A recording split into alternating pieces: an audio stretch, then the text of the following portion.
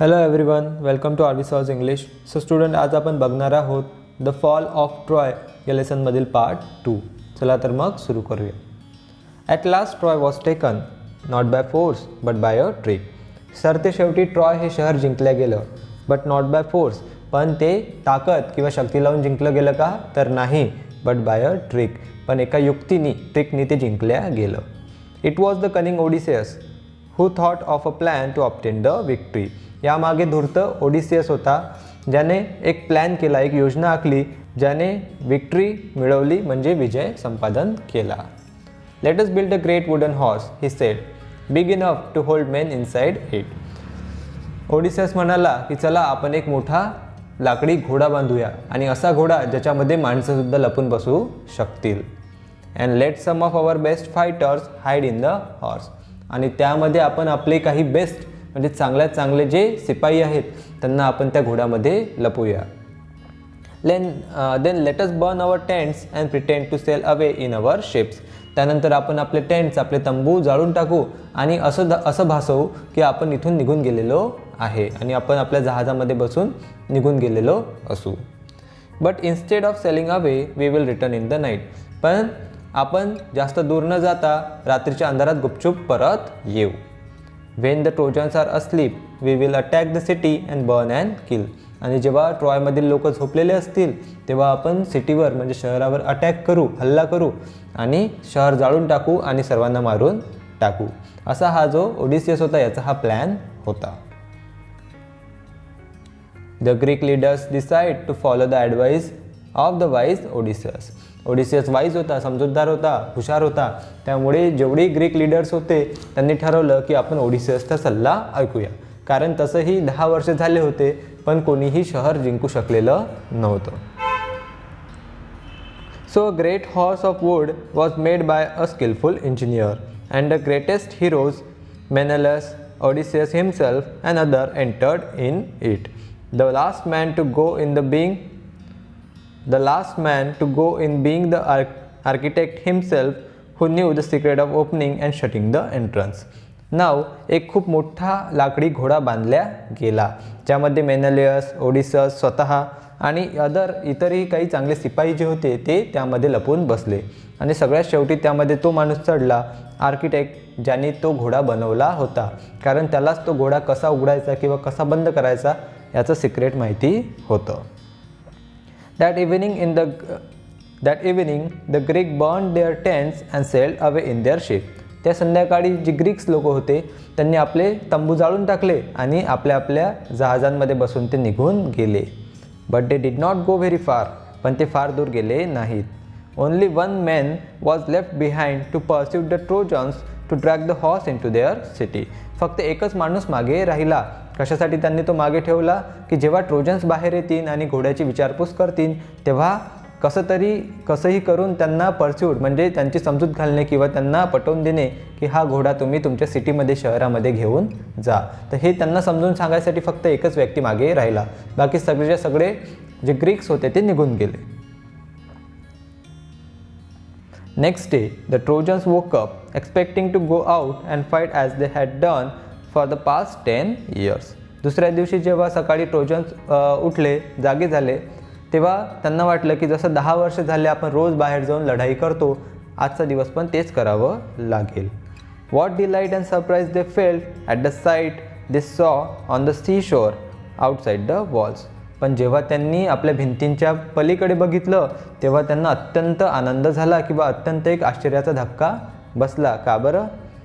It seem that the long siege was over at last. कारण बाहेरचा जो नजारा होता, दृश्य होतं, ते पाहून वाटत होतं की 10 वर्षापासून पडलेला जो वेढा होता तो सरते शेवटी उठलेला होता आणि ग्रीक्स लोक निघून गेलेले होते. The tents had been burn, the shore was deserted. कारण सगळे तंबू हे जळून गेले होते आणि शोअर म्हणजे समुद्र किनाऱ्यावर कोणीही दिसत नव्हतं. The Greek ship had all gone. आणि ग्रीक्स लोकांचे जेवढेही जहाज होते ते सुद्धा निघून गेलेले होते. त्यामुळे त्यांना दुसऱ्या दिवशी आश्चर्याचा सुखद धक्काच बसला. It's peace at last they cried and open wide their gates and came out in large numbers in the plain. सरतेशेवटी शांती आली असं ते सर्व एकमेकांना म्हणू लागले. सरतेशेवटी युद्ध एकदाचं संपून गेलं असं ते एकमेकांना सांगू लागले. त्यांनी आपल्या सिटीचे गेट सताळ उघडले आणि सर्वच्या सर्व लोक शहराच्या बाहेर आले. Glad to be free again to go where they please. आणि बाहेर येऊन त्यांना अत्यंत आनंद झाला होता, कारण 10 वर्षापासून ते आपल्या शहरामध्येच कोंडलेले होते. Then they saw on the sands the huge wooden horse. आणि तेव्हा त्यांनी बघितलं की वाळूवर एक मोठा लाकडी घोडा उभा आहे. They gathered round it in astonishment, for it was indeed a wonderful piece of work. सर्व लोक त्या घोड्याच्या भोवती गोळा झाले, कारण आणि सर्वांनाच तो पाहून अत्यंत आश्चर्य किंवा कुतूहल वाटत होतं, कारण एक खूप सुंदर असा तो घोडा बनवण्यात आला होता. एवढा भव्य आणि लाकडाचा तो घोडा अत्यंत कलाकुसरतेनं बनवण्यात आलेला होता. As they were wondering how the horse had been built and why it had been left behind, they found a Greek with his hand tied together lying under it. आणि जेव्हा ती लोक फक्त याबाबत बोलत होते किंवा ह्या गोष्टीची त्यांना एक्साइटमेंट होती की हा एवढा मोठा घोडा का बरं बांधला असेल किंवा हा इथे का बरं ठेवण्यात आला असेल, तितक्यात त्यांना खाली एक ग्रीक व्यक्ती सापडला. त्याचे हातपाय बांधलेले होते आणि तो घोड्याच्या खाली पडलेला होता. When the Trojans dragged him out, the man pretended to be very frightened of them. जेव्हा त्याला ग्रीक्स लोकांनी ओढत ओढत बाहेर काढलं घोड्याखालून, तेव्हा तो असं दाखवू लागला, असं नाटक करू लागला की तो खूप भिलेला आहे. When he was commanded to tell them why the Greeks had gone and why they had left this horse behind. आणि जेव्हा सर्व लोकांनी त्याला कमांड केली, म्हणजे आज्ञा दिली की सांग की ग्रीक्स असे अचानक कसे काय निघून गेले आणि तुलाच आणि या घोड्यालाच का बरं मागे सोडून गेले, तर he pretended to tremble very much and refuse to speak. त्यांनी असं दाखवलं, असं नाटक केलं की तो एकदम थरथरू लागला आणि काही बोलायसाठी त्यांनी मनाई केली, काहीच तो बोलत नव्हता. When at last they threatened to kill him, he spoke and told them this false tale. आणि सरतेशेवटी जेव्हा लोकांनी त्याला धमकावलं की जर तू काही बोलला नाहीस तर आम्ही तुला मारून टाकू, तेव्हा तो शेवटी बोलला आणि त्यांनी एक खोटी गोष्ट, टेल म्हणजे गोष्ट, त्यांनी एक फेक गोष्ट त्यांना सांगितली. कोणती ती बघा. The Greeks are tired of long war and have sailed away in their ships, he said. तो म्हणाला की जे ग्रीक्स लोक होते ते एवढ्या लांब म्हणजे एवढे दिवस चाललेल्या वॉरमुळे, युद्धामुळे अगदी थकून गेले होते आणि सरतेशेवटी थकून ते निघून गेले. But they are afraid of the long voyage home too and so they have made this horse. पण वापस जाताना जो प्रवास होता, समुद्र प्रवास होता, त्या प्रवासाची त्यांना भीती वाटत होती आणि म्हणूनच त्यांनी हा एवढा मोठा घोडा बनवला. And left it as an offering to the god of the sea. आणि ते एवढा मोठा घोडा सोडून गेले कशासाठी, to the offering to the god of the sea. तर जो समुद्र देवता आहे त्याला चढावा म्हणून किंवा त्या समुद्र देवताला खुश करण्यासाठी त्यांनी हा घोडा बनवला आणि तो घोडा तिथे ठेवून ते निघून गेले. They wanted also to kill me and offer me as a sacrifice to the sea god, but I escaped and hid from them. आणि पुढे तो म्हणाला की त्यांना मला सुद्धा मारून टाकायचं होतं आणि देवाला अर्पण करायचं होतं, पण मी कसं तरी तिथून एस्केप म्हणजे पळालो आणि या घोड्याखाली येऊन लपलो. तर अशा प्रकारे एक खोटी गोष्ट त्यांनी सांगितली की हा घोडा जो आहे तो देवाला ऑफरिंग म्हणून बनवण्यात आलेला आहे. But why did the Greek made such a huge horse, some of the Trojan asked. पण ट्रॉयमधल्या काही लोकांनी विचारलं की मग घोडाच ऑफरच करायचा होता तर एवढा मोठा घोडा का बरं त्यांनी बनवला, एक छोटा लाकडी घोडासुद्धा ते देवाला ऑफर करू शकले असते. अँड द कनिंग ग्रीक मेड दिस रिप्लाय. त्यावर तो धूर्त ग्रीक जो आहे तो बोलला, काय बोलला तो, if they had made a smaller offering you might have taken it into your city. जर त्यांनी छोटा घोडा बनवला असता तर तुम्ही लोक तो आपल्या शहरामध्ये घेऊन गेले असते. Then the luck would have gone to the Trojans not to the Greeks. आणि त्यासोबतच जे लक आहे, जे नशीब आहे, जे सुदैव आहे ते सुद्धा तुमच्यासोबत तुमच्या शहरात म्हणजे ट्रॉय लोकांकडे गेलं असतं आणि ते सुदैव ग्रीक लोकांना भेटलं नसतं. That is why they made it too big to go inside your gates. त्यामुळेच त्यांनी एवढा मोठा घोडा बनवला की जेणेकरून तो घोडा तुमच्या गेट्समधून तुमच्या शहराच्या बाहेर जे गेट्स आहेत, मोठे मोठे दरवाजे आहेत, त्यातून तो आत जायला नको, अशा साईजचा, अशा आकाराचा घोडा त्यांनी बनवला. तर अशा प्रकारे ही खोटी गोष्ट त्या लबाड माणसाने सर्व ट्रोजन्स यांना सांगितली. The Trojans were delighted to hear this. The Greeks have gone, they said. ट्रॉयमधील लोकांनी जेव्हा हे ऐकलं त्यांना फारच आनंद झाला. ते म्हणाले, चला एकदाचे हे ग्रीक्स लोक इथून गेले. They said, and the walls are no longer necessary. Let us make a hole in the wall and drag the horse in. आणि पुढे ते एक्साइटमेंटमध्ये त्यांनी आनंदाने तेवढे लोक एवढे पागल झाले होते, मूर्ख झाले होते की ते म्हणाले की एकदाचे ग्रीक्स निघून गेलेले आहेत, त्यामुळे आपल्याला आता या वॉल्सची, या मोठमोठ्या भिंतींची गरज नाही. त्यामुळे आपण या भिंतींना एक मोठा होल करू आणि हा जो घोडा आहे त्या घोड्याला आपण आपल्या शहरामध्ये घेऊन जाऊ. म्हणजे त्यांनी ठरवलं, त्या लोकांनी असं म्हटलं की आपण ही भिंत एका साईडनी तोडून टाकू, कारण आता आपल्याला या भिंतीची गरज उरलेली नाही. Their wise priest warned them not to do so. It may be a trick that will ruin us, he said. त्यांच्यातला एक समजूतदार माणूस होता.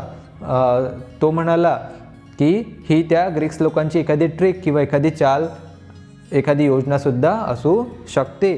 तुम्ही त्याला बळी पडू नका, आपलं त्यामुळे नुकसान होऊ शकते. You will bring disaster to the city if you break down the walls. जर तुम्ही आपल्या भिंती तोडून टाकल्या तर तुम्ही फार मोठं संकट आपल्या शहरावर ओढवून घेणार आहात. But they were so excited that they paid no attention to his words. पण लोक एवढे एक्साइट झाले होते की त्यांनी त्या वाईस प्रिस्ट जो होता त्याची कुठलीच गोष्ट ऐकली नाही. They broke down the part of their strong wall in order to drag the horse in. त्यांनी त्या भिंतीचा एक तुकडा तोडून टाकला आणि तो घोडा त्यांनी आत नेला. All that day the trojans feasted and drank and celebrated. दिवसभर ट्रॉयमधील लोक सेलिब्रेट करत होते. feasted म्हणजे त्यांनी जेवणावळी उठवल्या, ड्रँक म्हणजे खाणं पिणं केलं, नाचगाणं केलं आणि दिवसभर त्यांनी सेलिब्रेशन केलं. After all their celebrations they went to sleep and slept soundly. आणि दिवसभर सेलिब्रेशन करून रात्री ते शांतपणे झोपी गेले. But that day of rejoicing was soon followed by night of terror and death. पण जो सुखद दिवस, जो आनंदी दिवस त्यांनी घालवला त्यामागेच एक टेरर अँड डेथ म्हणजे भीती आणि मृत्यू यानं भरलेली रात्रसुद्धा आली. The Greek ship had not sailed far. As soon as they were hidden by an island they had lowered their sails and drop अँकर and waited for the night. कारण ग्रीक शिप्स जे आहेत त्या फार लांब गेलेल्या नव्हत्या. जसं ते एका आयसलँडवर म्हणजे जवळच्याच एका बेटावर थांबलेले होते आणि त्यांनी तिथेच आपल्या जहाजं उभ्या केल्या होत्या आणि रात्र व्हायची ती वाट बघत होते. In the darkness the fleet sailed back. आणि रात्रीच्या अंधारात ती जी फ्लीट होती म्हणजे जहाजांचा जो ताफा होता तो परत आला. And the leading ship which was Agamemnon's. आणि जी समोरची शिप होती जी ॲग्मेनॉनची होती, bore a red light high on its mast. त्याने आपल्या शिपवर एक लाल रंगाचा दिवा पेटवला. The Greek who must watching from the return of the fleet crept to the wooden horse and gave the signal. आणि त्या वुडन हॉर्समध्ये जे लपलेले ग्रीक्स होते ते सुद्धा वाटच पाहत होते रात्र व्हायची आणि आपले जे साथी आहेत ते परत यायची. त्यांनी सुद्धा त्यांना सिग्नल दिला. The side of the horse open. The Greeks climbed out and open the gates. त्यानंतर रात्रीच्या अंधारात जेव्हा सर्वचे सर्व ट्रोजन झोपी गेले होते तेव्हा शांतपणे घोड्यांमधून ते जे सैनिक आहेत ते हळुवारपणे बाहेर पडले आणि त्यांनी शहराचे जेवढेही गेट्स होते म्हणजे दरवाजे होते ते सर्व आतून उघडले. The whole Greek army entered the sleeping city. आणि अशा प्रकारे पूर्णच्या पूर्ण ग्रीक आर्मी जी होती म्हणजे ग्रीक्स लोकांची सेना होती ती शांतपणे झोपलेल्या शहरामध्ये शिरली. Immediately the Greeks set fire to the houses and towers and palaces and began to burn and kill. आणि अचानकपणे आज शिरलेली जी ग्रीक सेना होती त्यांनी घरांना, टॉवर्सला आणि महालांना आगी लावणं चालू केलं. And began to burn and kill. आणि सगळीकडे जाळपोळ आणि दिसेल त्याला ठार मारणं त्यांनी चालू केलं. Troy was filled with the sight of leaping flames and the sound of shouting and the noise of weapons and the cries of weeping woman. आणि अशा प्रकारे ट्रॉय हे शहर हे सगळीकडे मोठमोठ्या आगीच्या ज्वाळा, त्यानंतर तलवारीचे आवाज आणि रडणाऱ्या बायकांचे आवाज यांनी ते भरून गेलं. The sleeping Trojans sprang out of their beds, but they were taken by surprise. झोपलेले जे ट्रोजन्स होते ते आपल्या बेड्समधून आपल्या बिछाण्यातून बाहेर आले, but they were taken by surprise. पण त्यांच्यावर झालेला अचानकच हल्ला होता, त्यामुळे त्यांना फारच आश्चर्य वाटलं, धक्का बसला त्यांना, ते सावरू शकले नाहीत. Their enemies were right inside their walls, and many of the Trojans were killed before they could put on their armor and seize their weapon. आणि बरेच ट्रोजन्स, ट्रॉयमधील लोक मेलेले होते, ऑलरेडी किल्ड म्हणजे त्यांच्या कत्तली झालेल्या होत्या. आणि जे एनिमीज आहेत, जे शत्रू आहेत, ते त्यांच्या वॉल्सच्या आतमध्ये घुसलेले होते, त्यामुळे त्यांना आर्मर म्हणजे चिलखत घालायचं किंवा तलवार उपसायचा सुद्धा वेळ भेटला नाही. A bright light lit up the night sky as palaces and houses, temples and towers went up in flames. रात्रीच्या अंधारात सर्व हाऊसेस, पॅलेसेस म्हणजे महाल, घरं, टेम्पल, मंदिरं आणि टॉवर्स ह्यांना आगी लागलेल्या होत्या, त्यांच्या ज्वाळा वरचवर उठत होत्या. Trojans fought as well as they could, but it was all in vain. ट्रॉयमधील लोक, ट्रोजन्स जे होते, तिथल्या सैनिकांनी जेवढं जमेल तेवढं युद्ध करायचा प्रयत्न केला, but it was all in vain, पण सर्व व्यर्थ गेलं. Old king Priam was killed with all his brave sons. म्हातारा राजा प्राईम हा आपल्या सर्व शूर मुलांसोबत मारल्या गेला. Hector's wife and his old mother and sister were carried off as slaves by the conquerors. आणि कॉन्क्युरर्स म्हणजे ज्यांनी भेदलं होतं, ज्यांना जे ट्रॉय भेदलं होतं, असे जे अजिंक्यशूर सैनिक होते, त्यांनी हेक्टरची वाईफ, त्यानंतर त्याची आई आणि बहिणी यांना स्लेव्स म्हणजे गुलाम म्हणून आपल्यासोबत नेलं होतं. The fate was in contrast to Helen when King Menelaus rushed through the city looking for her and found her in her palace. Menelaus हा हेलनच्या शोधात होता, त्याच्या बायकोच्या शोधात होता. ती एका पॅलेसमध्ये बसलेली होती. She hung her head in shame and sorrow as she faced her former husband. जेव्हा तिने आपल्या आधीच्या म्हणजे फॉर्मर पतीला बघितलं, तेव्हा आपली मान तिने स्वतःची मान शर्मेनं खाली झुकवली. Her voice was choked with emotion and she could not speak. तिचा कंठ दाटून आला होता आणि ती काहीच बोलू शकली नाही. But Menelaus forgive her and she went back with him. पण शेवटी मेनेलियसने तिला माफ केलं आणि हेलन ही त्याच्यासोबत गेली. For it was only Aphrodite who had turned her heart away from her home and her husband and her child. कारण तिचं म्हणणं असं होतं की त्यामागे ॲफ्रोटाईड नावाची देवी होती, जिने तिचं ब्रेन वॉश केलं होतं किंवा तिचं जे मन आहे ते तिचे घर, तिचं हजबंड आणि चाइल्ड ह्यांना सोडून दुसरीकडे भरकटवलं होतं. त्यामुळेच ती असं काहीतरी चुकीचं करून बसली. When morning came, nothing was left to the proud, rich city that has resisted attack for 10 years. आणि जेव्हा दुसऱ्या दिवशीचा सूर्य उगवला, तेव्हा त्या प्राऊड, रिच म्हणजे श्रीमंत आणि अत्यंत गर्विष्ठ शहर, ज्यांनी 10 वर्ष स्वतःचा किल्ला लढवला होता, त्या शहरात काहीही उरलं नाही. आणि अशा प्रकारे द फॉल ऑफ ट्रॉय हे एपिक इथे संपते. हा लेसन इथे संपतो. आय होप सर्वांना हा लेसन समजला असल्यास व्हिडिओला लाईक करा, शेअर करा, कमेंट करा आणि चॅनलला सबस्क्राईब करायला विसरू नका. I will see you in another video. Till then take care. Good bye.